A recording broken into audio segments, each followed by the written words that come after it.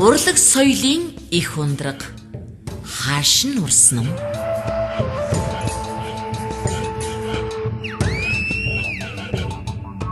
Сайн байцгаана уу эрхэм сонсогчдоо.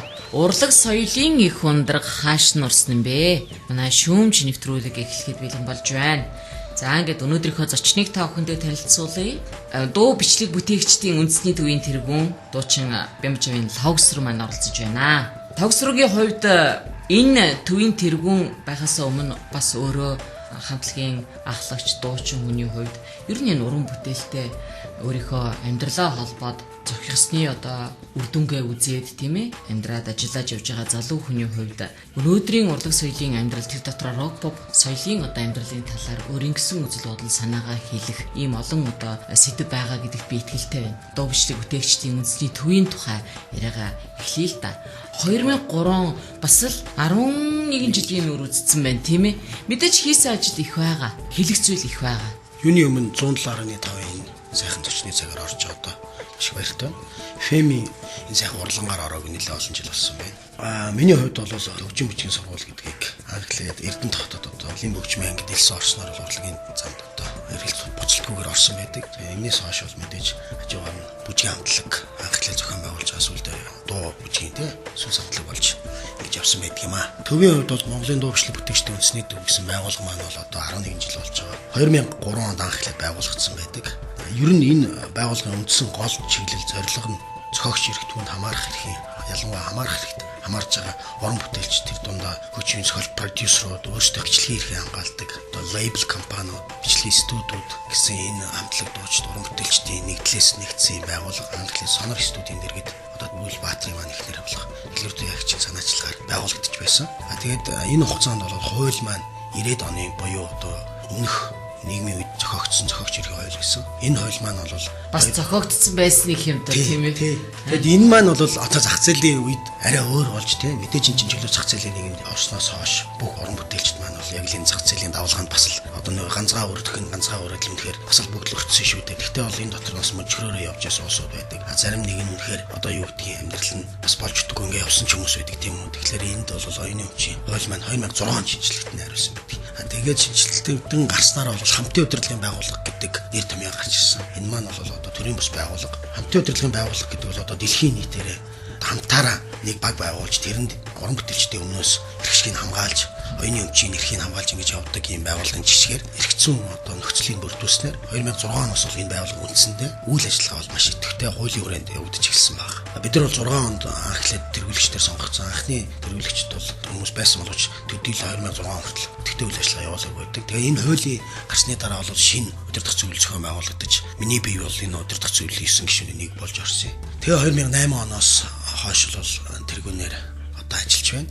Тэгэд энэ дотор бол мэдээж их олон өөрчлөлтүүд гарсан гэж ойлгож байгаа. Болж чадахгүй юм байна. Тэгэхээр эхлээд өөрчлөлтүүд гарсан. Одоо олонтой талаас энэ хугацаанд бол тодорхой хэмжээний бизнесийн байгууллага буюу энэ зохиогч бүтээлүүдийг ашиглаж орлого олж байгаа бизнесийн байгууллагуудтай түншлэл гэрээний эцсийн золсох журмаар бол төлбөр хурааж авч тэднийг гишүүдтэй ингэж хуваарлдаг ийм ойлголтыг ямар ч уран бүтээлтэй нэг талтай өгсөн. Нөгөө талд бол ийм хууль байдгийн байна. Энэ бүтээлийг ашигласнараа бид нар бас тодорхой хэмжээнд хуулийн хүрээнд энэ уран бүтээлчтэй хамтарч ажиллах ёстой гэдэг бизнесийн байгууллагуудын ийм байр суурьтай болсон. Одоо бизнесийн байгууллагч гэсэн энийг ойлгодог болсноор бол өнгөрсөн хугацааны хамгийн гол дэвшилттэй чанараа гэж бодож байгаа. Тэгээ бид нар өнгөрсөн жил бол 10 жилээ хийгээд энэ хугацаанд ажиллаа тайлагнаад төрийн байгууллага болон оюуны өмчийн байгууллагатай хамтран ажиллах гэрээ хийж бол хуулийн хүрээнд ажилладаг. Тэгээд гишүүдтэй тайлангаа тавьж одоо цаашаа яах вэ гэдэг ерөнхий чиг хандлага бид нар тодорхойлсон. Одоо бол ерөнхийдөө оюуны өмчийн талаар ялангуяа зохиогч эрхийн талаар энэ байгууллагад ажиллаж байгаа хамт удирдлагын байгууллага маань 90 цент хүрчээ. Одоо цаашаа бол өшөө өөр төвшөнд ажиллах хэрэгтэй байна гэдэг бидний зорилго чиглэлээ бол тодорхойлсон. Ийм онцлог байна. Лавга маань битэр нэр уулзаг бас илүү удсан байна яа гэвэл уран бүтээлч хүний ярианаас илүү одоо албаны хүний ярианд аргагүй дарга хүний бүр суусан байна. Аргагүй энэ албаны хүмүүстэй ярьсан шинж бол байна л да.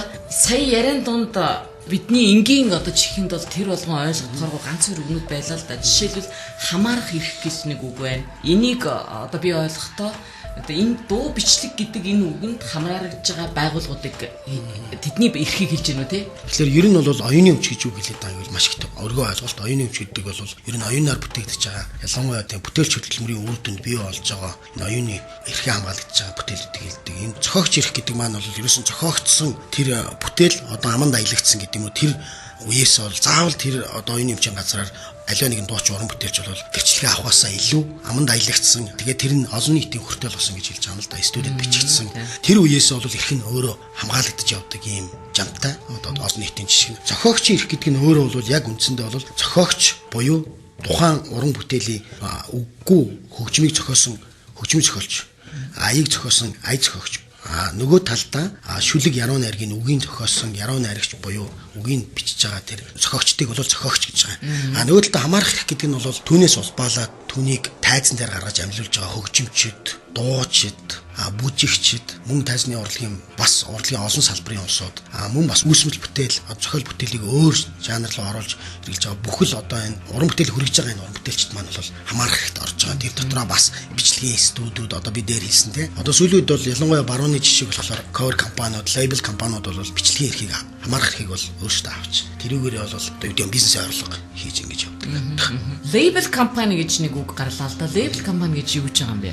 Label гэж одоо label-ийн бол тод бол ер нь манай студиуд байдаг. Тухайн дуучин хамтлагийн продюсертэй бүх бичлэгийн эрхийг аваад тухайн хамтлаг дуучтай бол уран бүтээлчдийг тохирдог. Жишээлбэл одоо манайд бол Hi-Fi гэж байна.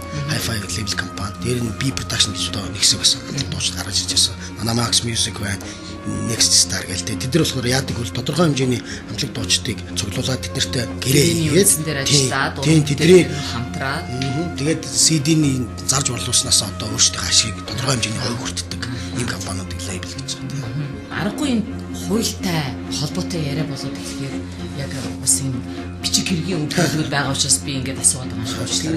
Тэгээд өөрийн чинь хувьд бол ингээд за энэ дуу зохиогчийн одоо их өөрийн чинь хувьд хувь хүний хувьд санаа сэтгэлийг чинь зовох ёстой. Дээрэс нь дуучны хувьд санаа зовох ёстой. Дээрэс нь өөрөө production одоо энэ студ ажиллуулж байна. Өөрөлдөл бол жинхэнэ утгаараа бүр нэлээд олон талаас нь хамаарат нь шүү дээ энэ дуу бичлэгт. Тэгэхээр энэ олон талын бас эрх ашиг гэдэг юм уу ийг өөрөө хамгаалах болж чинь.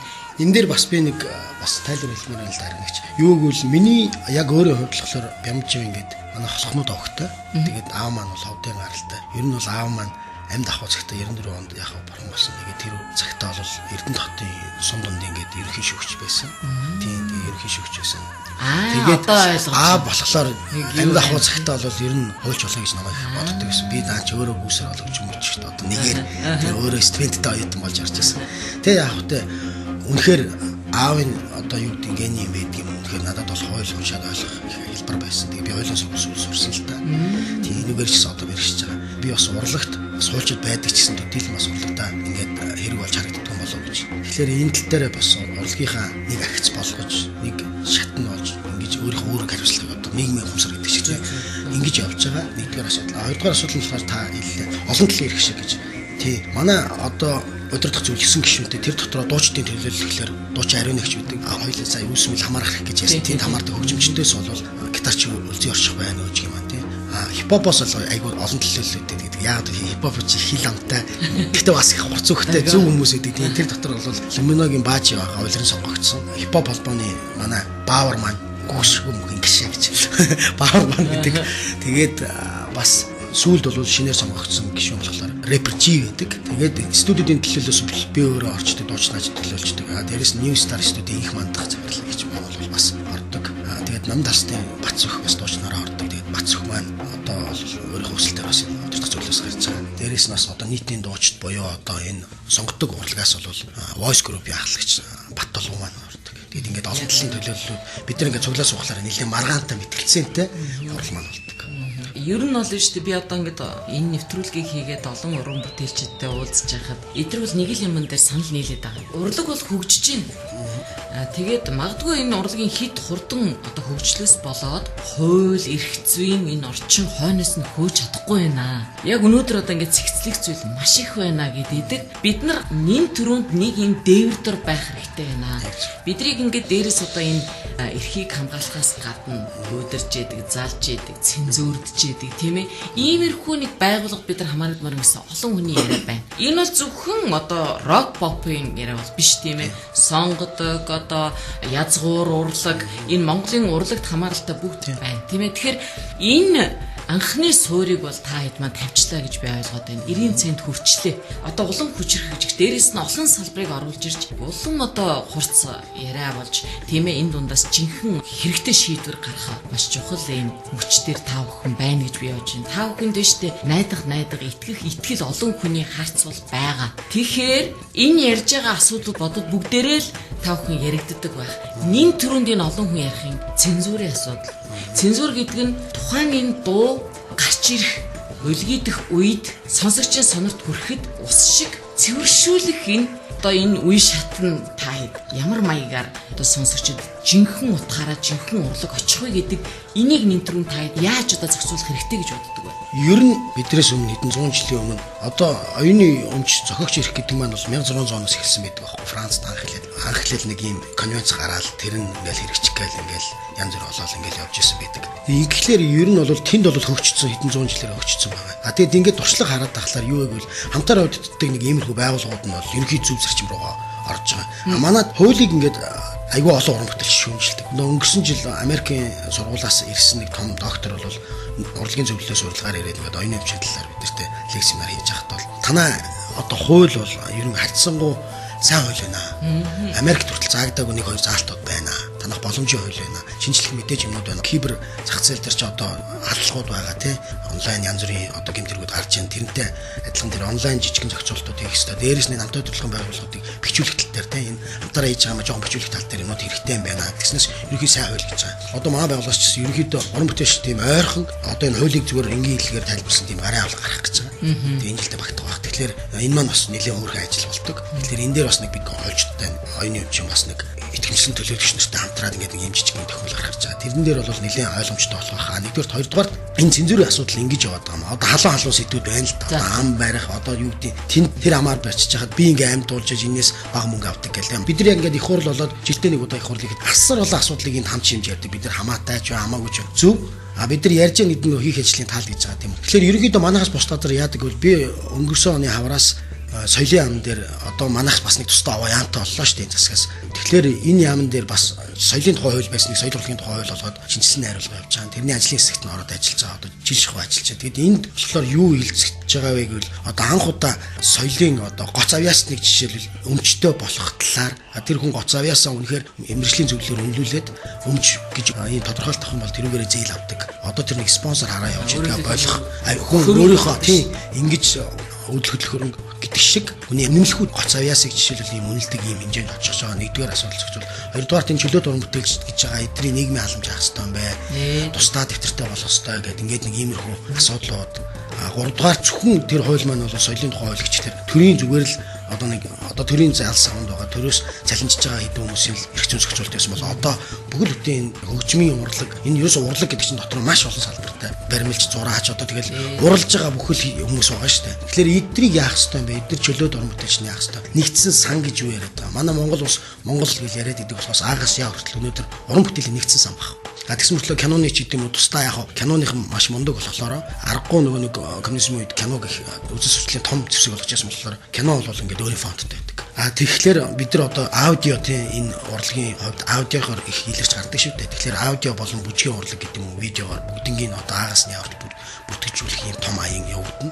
Тэгэхээр энийг бас энэ дээр хольчилж өгч байгаа. Дээрээс нь аливаа нэг улсад тийм хувийн ачаас нэг тийм өөрийн гэсэн ус үндэсний хамгаалсан тийм бодлого байдаг. Тэр бол соёлын бодлого.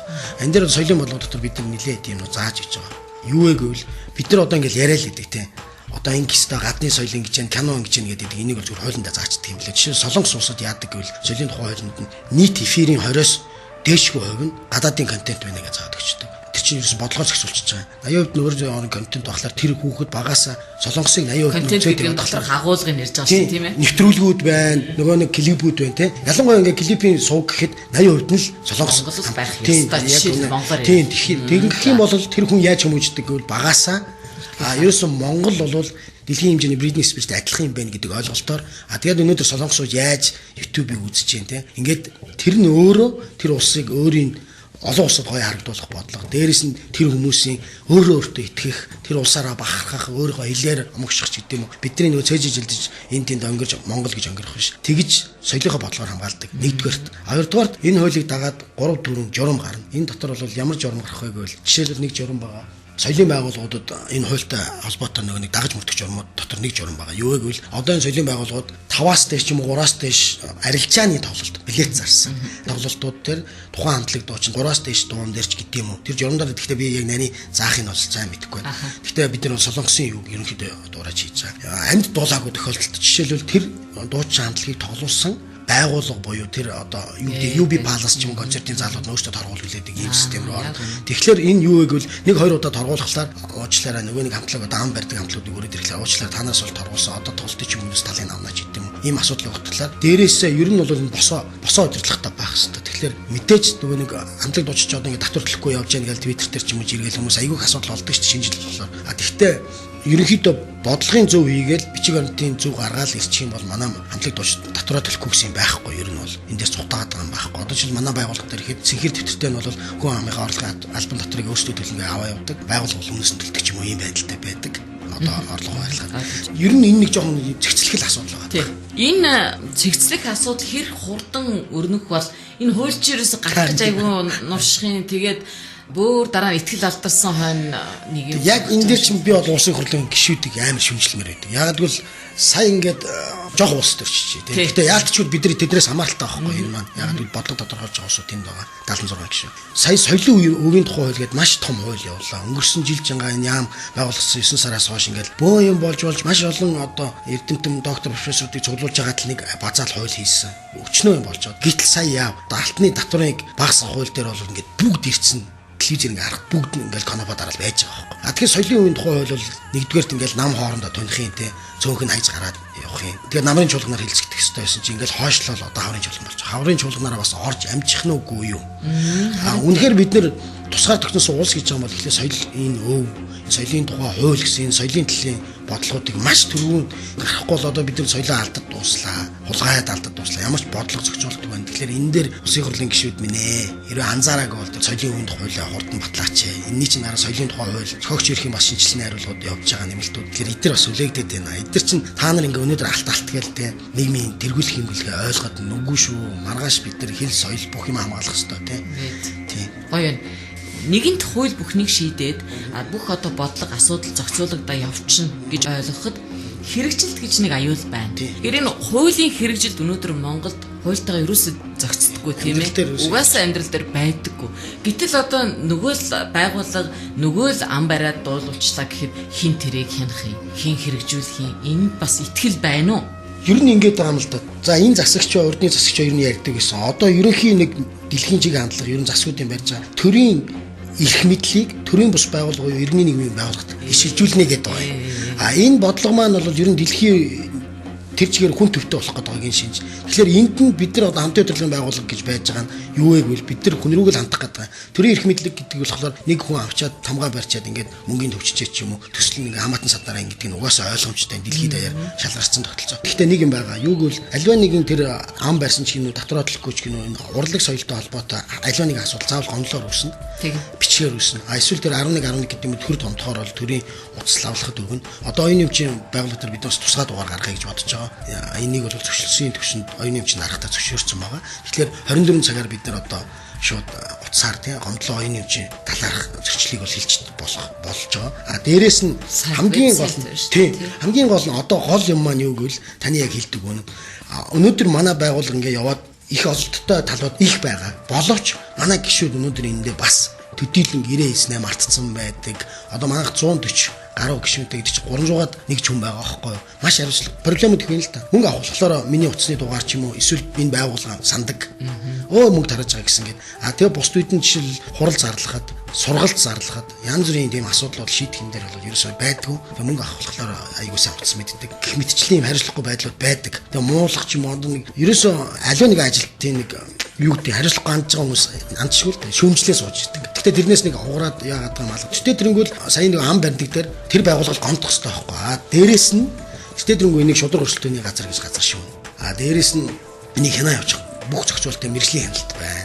Энд чинь нөгөө журамдаа заахлаар тэр журам дотор эдгээр юг энэ байгууллагууд хянана гэдэг орчлоор тэр байгууллагууд нь хянах хэрэгтэй болчихж байгаа. Тэр дээрээс нь иргэд та өөрөө хянагч байх хэрэгтэй. Хин ам бариад байгаа. Иргэн бол хамгийн мундаг хянагч байна. Хамгийн нэгдүгээр зэрэг хянагч байхгүй. Дараа хамгийн гол нь одоо энэ 11 дээр ярихад бол иргэд бол маш сайн оролцож ярьж байгаа. Гэвч эндээс нөгөө дээшээ явах хүртэл ингээ асуудал биш болчиход байгаа байхгүй. За яг хуу мэдээж саад бэрхшээл юм хийж байгаа хүн тийм байн гардаг учраас энд нэх одоо юу гэдгийг сэтгэл санаагаар унах юм бол байхгүй. Ганц одоо итгэж байгаа гэдэг юм уу, найдаж байгаа гэдэг юм уу, үндэс суур бас цаг хугацааны энэ юг давтсан байгууллагын хувьд та бүхэн гэсэн итгэл байна. Тийм учраас одоо яг уу гэхээр хүчрхэгжих ёстой.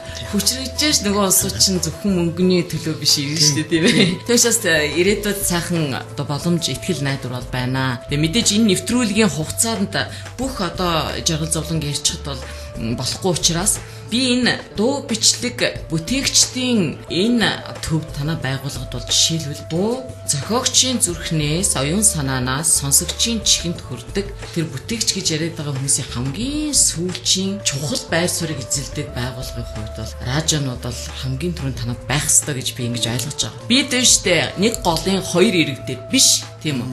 Нэг иргэдээр байж хамтдаа байж энэ юмыг бас зөв голдролд оруулахад бол зүтгэх ёстой гэж ойлгож байгаа. Тийм учраас нэгдүгээрт одоо манай байгууллага танаа байгууллагатай хамтарч ажиллаж яг энэ үйл хэрэгт чинь туслах, дэмжих, хамтын нэвтрүүлэг хийх, хүн одоо зондоо энэ дээлэг хүргэх энэ одоо үйл хэрэгт бол одоо зүтгэнэ гэдгээ нэгдүгээрт энэ нэвтрүүлгийнхээ микрофоныг ашиглаад та бүхэндээ амлая. Тэгээд хоёрдугаарт бол энэ дуу гэдэг зүйлийг бид өөрсдөө хүндэлж тийм ээ сонсогчд хүргэх юм бол сонсогч үнийг хүндэлнэ гэдэг ийм одоо уриатгаар бид нар ажиллаж байгаа. Бидэнд адилхан л болохгүй юм зөндөө байгаа. Гэхдээ бол итгэл бол байна. Энэ зүйл сайхан болно гэдэгт итгэл бол байна. Уран бүтээлч та бүхнийхээ энэ шатж байгаа энэ одоо яриа, энэ одоо ирчий чинь хараад бол зүгээр унтчихснаас хамаагүй дээр учраас зүгээрээ одоо шатаач гэсэн энэ зүйлийг урагшлуулна гэдэгт итгэлтэй. Тэр дотроо ийм залуу хүний гарт тэргүүний энэ суудал энэ эрх мэдэл байгаа учраас маш их баярлж байна. Лавсрангээ энэ ажлаа цааш нь үргэлжлүүлээрэ. Ерөөсөө битээ шантраарай. Тэгээд их зүйлийг хийгээд олон сайхан амжилттайгаар дараачихын нэвтрүүлэгт оролцоорой гэж ингэж хүсье. Маш их баярлалаа. Манай өнөөдрийн маань нэвтрүүлэгт дуу бичлэг бүтээгчдийн үндэсний төвийн тэргүүн бид бүхний одоо сайн танил сүнсийн тийм ээ Бямжвын логс руу маань оролцлоо. Бид өнөөдөр урлаг соёлын их хүндрэг хааш нурсан бэ гэдэг энэ сэдвийг үргэлжлүүлэн хөрнөлээ. Та бүхэн маань өөрсдөө оюун санаандаа бас цааш нь тунгааж ярианы сэдв болгож яваарай гэж ингэж хүсье. За ингээд дараачихаар нэвтрүүлгээр дахин уулзъя.